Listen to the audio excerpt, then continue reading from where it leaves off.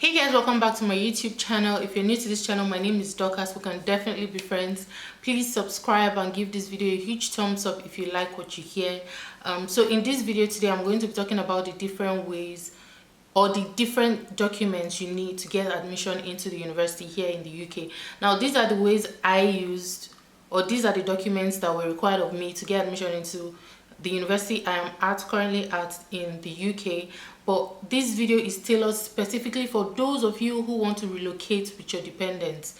Now relocating with your dependents means that you have people that are relying on you for financial support or support generally. So for instance, if you're the student, if the lady is the student, your husband is going to be a dependent, your kids will be a dependent if you have kids. If you don't have kids, then just your husband will be the dependent. This video is for those of you who want to relocate to the UK and you have dependents. I don't know if I've been able to explain what dependent means, but dependent is someone who is basically leaning on you for support. So if you are applying for the visa, people that are coming with you will be your dependents. Now the only dependents that you can bring are your husband, your in-day family, basically your husband or your kids. You cannot have your step cousin or your grandparents, or all those other people might be your dependents, but they cannot come with you. It's just your immediate family that is likely to get the visa if you apply together, or even if you apply separately. So long as the main applicants, which is you, has gotten your visa,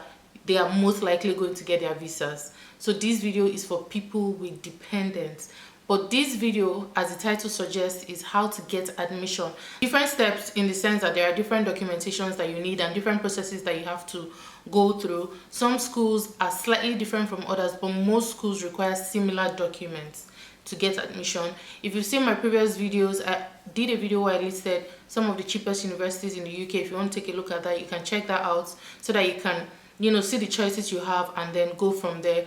Or like the other video I did was talking about the things that are needed, not financially or not document wise, but like how to prepare your mind and have that mindset. Why am I burning all of a sudden? So this is the UK weather we're talking about. All of a sudden it just became too bright, so I just have to reduce it. It's just that when I start recording now, it might change again.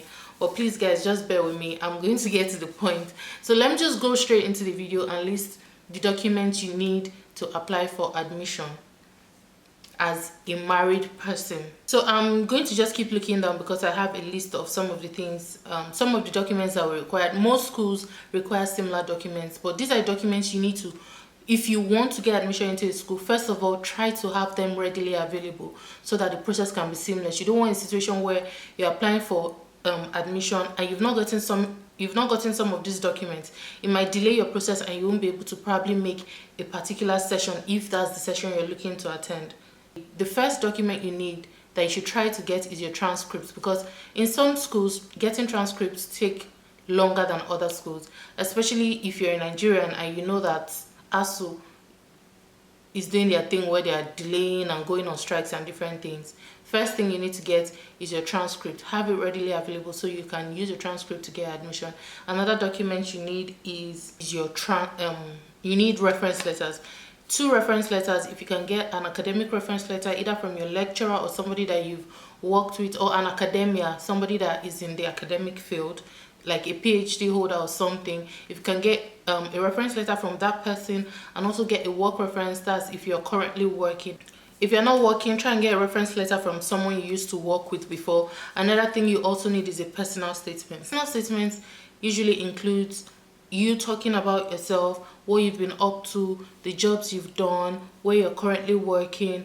A very detailed personal statement. If you want, you could Google samples of personal statements online. Google is your friend. You can always Google these questions and then you see samples of what a personal statement should look like. Then you can use those ones that you find online. Just Google sample of personal statements. Then once you find those ones, you can now edit it to suit you and your experiences, or your original WAEC result and your original degree result. That's if you studied if you have a degree, you definitely need your original degree result and you need your original WAEC result. Another thing you need is you need your birth certificate and your marriage certificate. Now when I'm coming to marriage certificate, I'm going to be telling you the things you need as a as a married person. So if you're married and you're trying to get the admission, you definitely need these things, because you need to attach your marriage certificate. You need to attach, sorry about that sound, guys. You need to attach your marriage certificate. You need to do a change of name so that your husband's name and your name are matching. Now, not saying that if your husband's name is not matching yours, you will not get the admission. It's just easier and seamless that way. So you need a marriage certificate, a change of name, and an affidavit to show that you have changed your name, your passport, your international passport or your national passport. You also need a newspaper publication that has the change of name, because that makes it more valid, if that makes any sense. Then you also need your husband's data page as well. So your husband's data page, international passport or national passport data page, you need yours too. You also need your CV. If you have a CV should basically just outline your job, your background, your schooling, your education and everything. So you should also have a CV. Please do not forget, you also need your WAEC scratch card. Most schools would require that you bring your WAEC scratch card. I think they use it to just verify that your WAEC is actually your WAEC results. So some additional documents that you might need. Some schools require this and some do not. Some schools will ask and some will not ask you for these things, but you need an account statement and you need an employment letter if you're still currently working. Not all schools will ask you for it. My school did not ask me for these things, but the guys that came in after me were asked for their personal statements. And that's just because some people lie about how much they have in their account, because the school expects you to have the cost of living money in your account, just to show that you are able to foot your bills when you come and you won't pay liability to the city or whatever. So some schools will now ask you for your statement of account. Now, these are some of the things, most of the documents that you need before you get admission into school. And this video is just for people who have dependents and are wanting to come into school. These are the documents that you need. Now, if you do not have dependents, you also need these documents aside the marriage certificate, the affidavit, the change of name, your husband's passport or your wife's passport. You don't need those extra things concerning marriage if you're not married, that's you don't have a dependent. But if you do have a dependent, you definitely need these things. If you do not have a dependent, like I said, all of those other things apply. I hope this helps somebody. If you have more questions, please leave it in the comment section. If you're shy to do that, you can send a DM to me. It is Life of Dorcas on Instagram, so you can send me a direct message and I'll be sure to respond. I'll see you guys in my next one. Bye. I feel nauseous, believe me.